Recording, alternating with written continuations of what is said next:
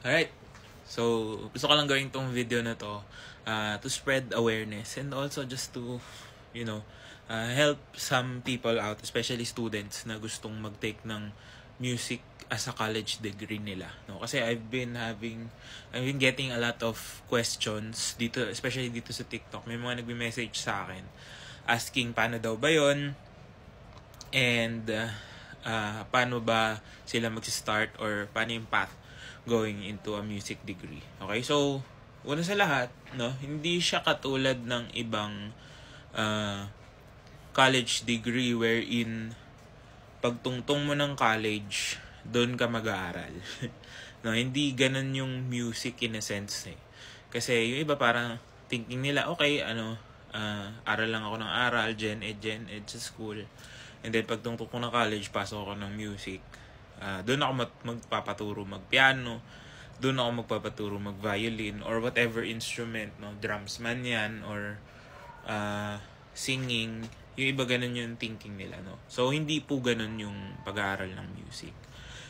May tatawag tayong college level, no. Iba-iba yung degrees niya when it comes to different music schools. Degrees in a sense na iba-ibang level yung pwede mong pasukan. Pero may mga music schools naman na tumatanggap ng 0 level. Pero syempre, parang baka hindi ka magtagal pag wala ka talagang alam or yun, hindi ka well-equipped pagpapasok ka. No? So, may college level din kasi na dapat nandun ka na or close to that level bago ka pumasok. No? Like for example, sa ibang music schools, di ba, yung nila, requirements nila is a violin concerto para makapasok ka. Which is, hindi mo matutugtog yun sa level 0. At least level 5 or 6. Diba? Parang gano'n. So, yun yung kailangan mo intindihin. Hindi siya parang, okay, gusto ko mag-BS Bio or gusto ko mag-business course na pagdating ko ng college, tsaka lang ako mag-aaral. Not sure about curriculums right now kasi diba syempre may senior high school nga and all. Pero kasi ang alam ko, ganun pwede naman eh. Parang yung major subjects usually sa ibang mga course besides music, dumadating yun sa to second or third year na ng pag-aaral. Sa music kasi hindi eh. Yung major mo first year pagpasok mo, yun na, meron na agad. So, yun, kung gusto nyo maging musician as a career and you want to get a college degree for it, I think dapat as early as possible, kung plano mo na ngayon pa lang, let's say grade 10, grade 11 ka, mag-lesson ka na. Yun yung pinaka-importante kasi kung gusto mo performance major, especially, you have to be well-equipped to perform. No? Hindi naman pwedeng pagpasok mo tsaka ka mag-aaral. Siyempre, yung progress mo, hindi mo rin sure. Iba-iba naman yung progress ng bawat tao, iba-iba yung pace ng bawat tao. So, you have to make sure na okay ka pagpasok mo. Parang may alam ka kahit papaano.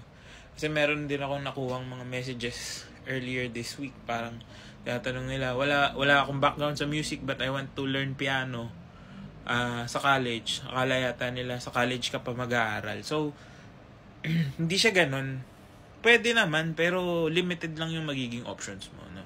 So, kahit na sabihin mong music education yung ita-take mo, you still need to learn at least be proficient in a certain instrument, no? Kahit anong instrument, dapat at least marunong ka pa rin. Hindi pwedeng I love music lang tapos ayun na. Okay, and also sa mga music schools kasi may auditions and talent tests, 'di ba? So hindi audition para sa scholarship, iba pa 'yon, no? So audition just to check or gauge kung anong level mo na, 'di ba? So, yun nga, hindi pwedeng pagpasok mo ng college, pasok ka doon ng 0 level. So, usually pag ganun, alam ko during my time, yung wala talagang alam, they take summer classes. So, magte-take ka din eh. So, advance mo na yung sarili mo. Bago ka pa pumasok, bago ka pa mag-audition, medyo mag-aral-aral ka na. No? What else? Pagdating kasi sa music nga, yung learning pace natin iba-iba. Music theory is also a different challenge, no? Pagbabasa ng notes, pag-identify ng chords, all those things, importante din na at least kahit papano, kahit di mo siya kabisado, may konting understanding ka. Hindi pwedeng zero kasi sayang yung oras mo. No? And yun, kasi yung ibang gumagawa nun, yun yung ano eh. Noong time namin, yun yung ano. Hindi sila pumasa sa gusto nilang course. Pero in-offer dahil, for example sa UST, pag bagsak ka, pinapadalan kayo ng, noon yun ng leaflets ng mga courses na pwede mo i-take. Yan, sabihin music, ganyan. Tapos, pag take mo ng music, kung pumasa ka ng first time, pwede ka mag-shifters exam dun sa course na gusto mo. No? So, yung iba, ang nangyayari, dahil nga, wala naman silang alam sa music, pinayagan silang pumasok, dahil stepping stone ko, no, bagsak sa theory, hindi sila makapag-shifters exam. Kasi bagsak sila sa music eh.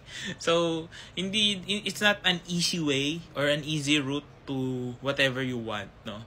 May challenges din, lalo na kung wala ka talagang alam. So, habang maaga pa, equip yourself, no? Paano mo ba i-equip yung sarili mo? So, number 1, you get lessons on your major instrument. Ano ba yung gusto mong i-major when you get into the conservatory, for example? Gusto mo ba violin? Edi maghanap ka ng violin teacher. Gusto mo piano teacher. Doesn't need to be college level naman agad, no?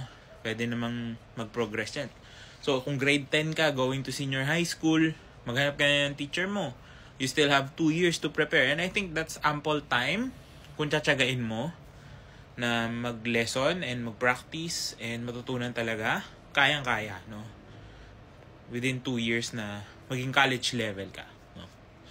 So, ano pa ba yung ibang options? Siguro, best option, doon ka na mag-enroll sa school na papasukan mo. So, usually, music schools have this extension program or whatever they call it. Basta, ang teacher mo would be someone affiliated with the school. Tapos, at least, alam na nila yung pasikot-sikot doon. Alam nila kung ano yung path na iti-take mo for you to get into the university pag time mo na mag-apply. So, yun yung isang best option. Or get a teacher na nakapasok doon sa school na gusto mong pasukan. So, para at least alam nila pasikot-sikot, naiintindihan nila kung ano yung mga kailangan mong matutunan. Iba-iba rin kasi yung mga exam or tests na pagagawa sa'yo. Aside from entrance tests ng mismong school, no? Kasi ngayon, music is a specialized course. So, meron siyang sariling mga exams na ipapagawa sa'yo, like basic music theory, sight singing, no? Yung papakita sa'yo yung nota, kakantahin mo. And then, of course, yung performance ng major instrument mo. So, yun yung mga dapat mong bantayan or dapat mong pagtiyagaan if you really want to enroll. And then, papasok pa lang doon yung mga scholarships na pwede mo applyan. Of course, sa conservatory, meron din naman yata na non-skill-based pero hindi full yung scholarship. And may mga skill-based scholarships din. So, maganda yung skill-based kasi may kasamang training din pag naging scholar ka ng skill-based scholarships. Like for example, sa UST, yung UST Orchestra, di ba? Pag nag-apply ka, pag na-scholar ka doon, kasama ka sa lagi sa training.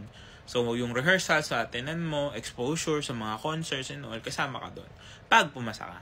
So, paano ka papasa kung wala kang alam? So, kung gusto mo talaga mag-music, as early as possible, get proper and formal lessons. No? Huwag tayo umasa na pagpasok natin tsaka tayo matuturuan. Kasi, iba rin yung turo sa college or sa university.